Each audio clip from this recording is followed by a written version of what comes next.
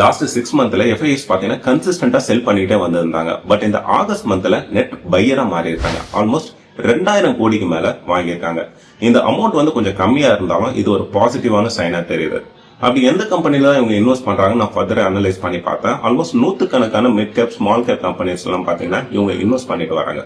இந்த லிஸ்ட் நான் எடுத்து ஃபர்தரா அதை அனலைஸ் பண்ணி பெக் ரேஷியோ, ரெவன்யூ இந்த மாதிரியான ஃபில்டர்ஸ் எல்லாம் அப்ளை பண்ணி ஒரு top 3 mid cap small cap stocks பாத்தீங்கன்னா நான் ஃபில்டர் பண்ணி வச்சிருக்கேன்.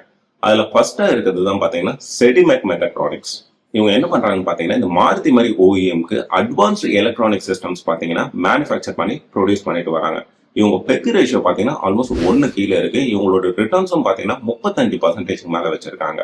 ஆல்மோஸ்ட் எஃப்ஐ பாத்தீங்கன்னா இந்த கம்பெனில 4.25% கிட்ட ஷேர்ஸ் ஹோல்ட் பண்ணிட்டு வராங்க.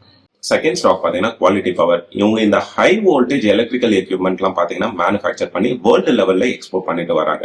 இந்த டிரான்ஸ்ஃபார்மர், ரியாக்டர் இந்த மாதிரியான ப்ராடக்ட்ஸ் எல்லாம் பாத்தீங்கன்னா இவங்க மேனுஃபேக்சர் பண்றாங்க. இவங்களோட மொமெண்டம் ஸ்கோர் ஜஸ்ட் செக் பண்ணி பார்த்தா இந்த ஸ்டாக் எப்படி பெர்ஃபார்ம் பண்ணிட்டு இருக்குன்னு டெக்னிக்கலா ஆல்மோஸ்ட் 83க்கு மேல இருக்கு. ரொம்ப ரொம்ப பாசிட்டிவான சைன். அப்படியே உங்க ஃபண்டமெண்டல்ஸ் நீங்க பாத்தீங்கன்னா பெக் ரேஷியோ பாத்தீங்கன்னா அகைன் 1 கீழே வச்சிருக்காங்க. இவங்களோட டெப்ட் லெவல் பாத்தீங்கன்னா ரொம்ப ரொம்ப கம்மியாவே இருக்கு. இவங்களோட ரிட்டர்ன்ஸ் அதாவது ஆர்ஓஇ ரோஸ் எல்லாம் பாத்தீங்கன்னா 30% மேல வச்சிருக்காங்க. இந்த ஸ்டாக்ல எஃப்ஐ ஆல்மோஸ்ட் 3.3% கிட்ட ஹோல்ட் பண்ணிட்டு வராங்க.